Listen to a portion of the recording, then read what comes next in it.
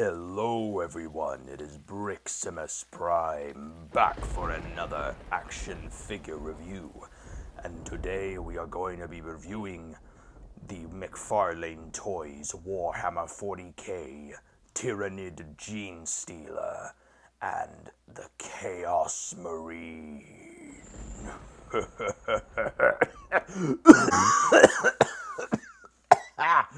Anyway, where were we?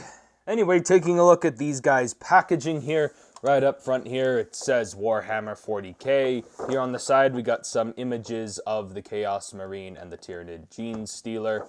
And then here on this side, we got this cool-looking Warhammer 40k design. And then on the back of the packaging, we just got some product shots of the two figures right there. So anyway, nothing much else to really show about these guys.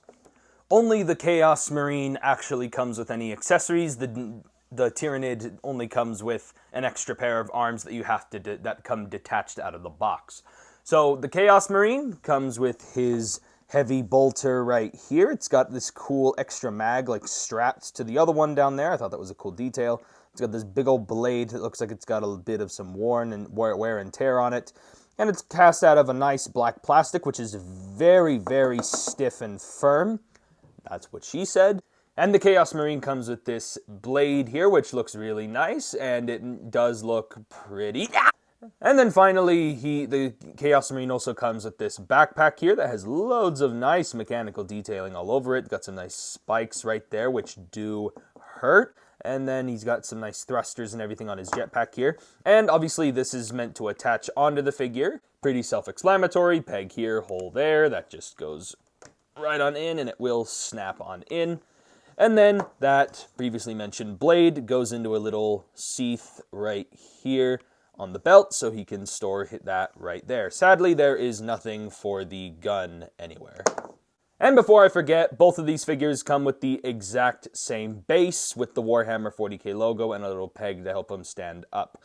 Though the Chaos Marine doesn't really need his, though. The Tyranid, on the other hand, without the stand, he can't stand for shit. And we're gonna start with the Tyranid Genestealer. And my goodness, I just have to say, right off the bat, this figure immediately won me over once I saw it revealed by McFarlane Toys. I have to say, the Tyranid's head sculpt looks really good. All the individual teeth are painted. It's got a glossy paint going inside the mouth, so it really makes it look like it's all moist. And again, all this like purple that goes throughout the figure is also blended in with this slight purple wash that goes across the edge here, and it goes throughout the rest of the body, really picking out a lot of those extra details that are molded into the body. It looks really good. And one more thing on the head, those eyes though look super freaky. You can see why I was saving this review for Halloween. And again, like I said before, the Genestealer has amazing painting and sculpting going throughout the entire body. It looks really good. And here in the arms, it's got these red elbows and joints that make it look like it actually has like some like fleshy skin underneath this white plated armor that's all over the body. Almost very bone looking. It's an off-white kind of color, and it works really well to the figure's benefit. Again, a lot of that purple wash goes throughout here to really pick out a lot of those raised details. He's got some nice red there on the claws. At first, it looks kind of like it's splattered blood, but then it's also on this one, and it's also on this claw, and it's on the toes. So, I mean, maybe you could say it's blood and it's just never cleaned up its paws, but the problem is it kind of clashes with the red that's in the middle of the joints, and so it just makes it look like it's part of the actual figure's presentation. So, that's really all I have to say about that.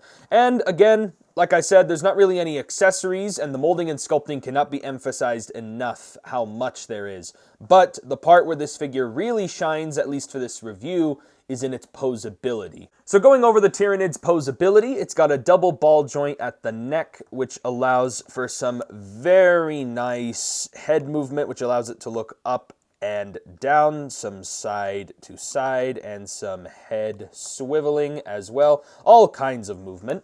The shoulders can rotate a full 360. They can move in and out, and they can move all over the place. very nice joints here. Bicep swivel, double jointed elbows, and all of the wrists can swivel, and they all have hinges which allow them to hinge up and down, and if you rotate them, they can move side to side. And then again, same thing goes for all of these arms. They've all got the same amount of up and down, bicep swivels, double jointed elbows, and the wrists move up and down on all of these arms. And again, 2 of these came unpinned out of the box, so you do have to attach them on yourself. There is a ball joint here and a ball joint here, which allows for a really deep ab crunch. I think this is the deepest ab crunch I've ever seen on a figure. And it just emphasizes how the tail just looks kind of off. These ball joints also allow for some diaphragm pivoting, a lot of waist swiveling, not too much arching back because a lot of these spines get in the way.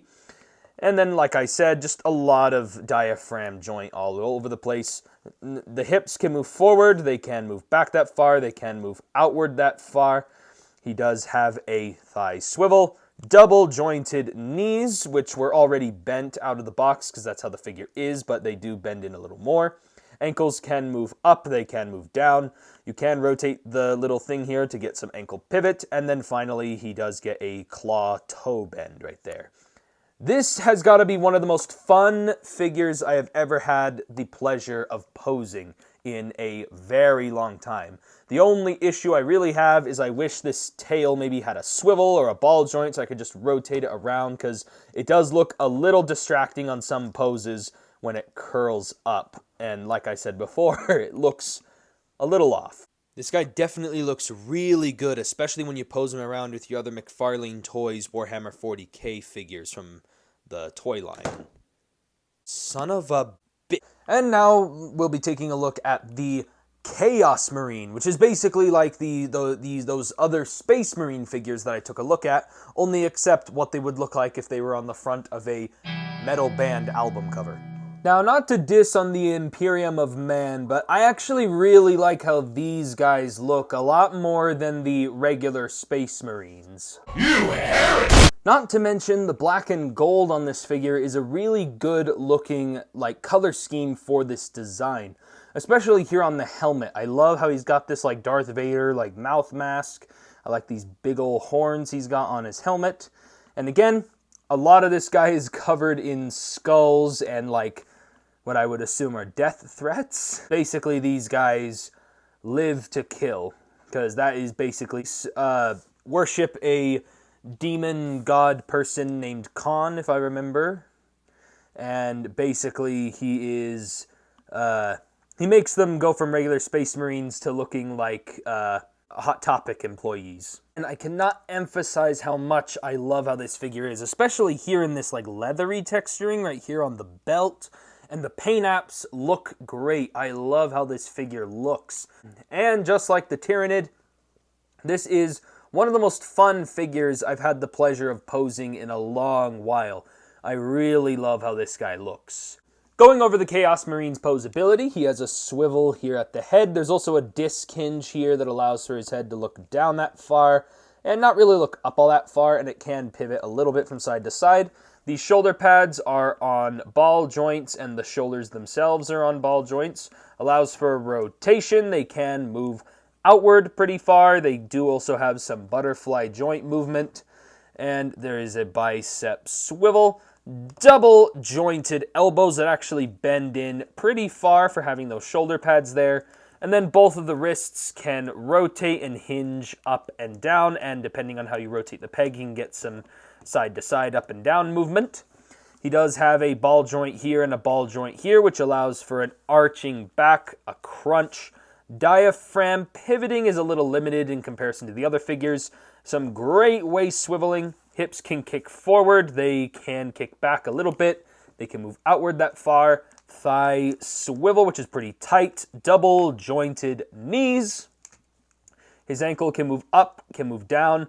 Slight pivot, and a toe bend. So Very good articulation on this guy. And again, with the amount of accessories, at least in comparison to some of the other figures, it allows for a lot of great posing options. First to the slaughter! Blood for the blood god! Destroy for the sake of destruction!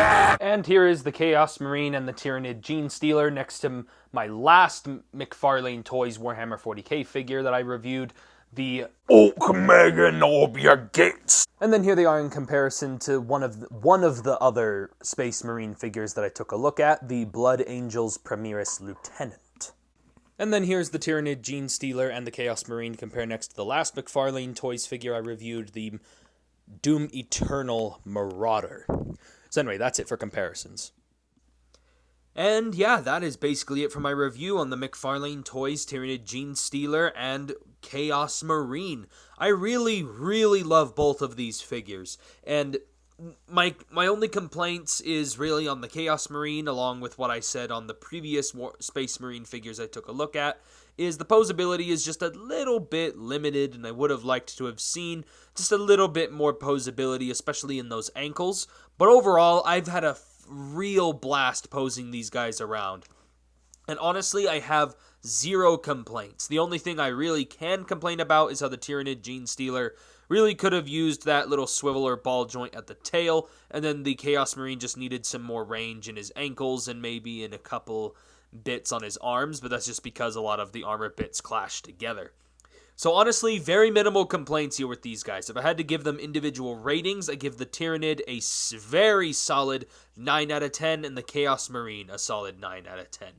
So yeah, I love these figures and I think they are well worth their price. McFarlane Toys does it again with a great pair of video game related characters here. I love these guys. So yeah, if you guys enjoyed this review, be sure to give me a like on the video. Be sure to subscribe to the channel for more action figure reviews, and I hope you guys enjoy this little sub-series of spookily reviews.